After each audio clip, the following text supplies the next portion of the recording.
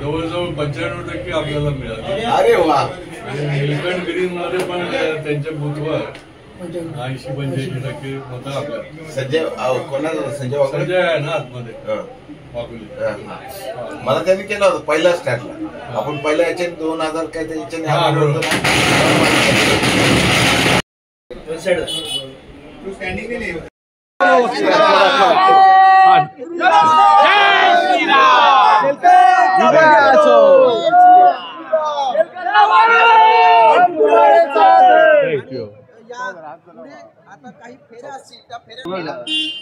निश्चितपणे मतदारांना आणि आमच्या भाजप महायुतीच्या कार्यकर्त्यांचं जे बळ आहे ते बळ पाठीशी होतं, नेत्यांचा आशीर्वाद.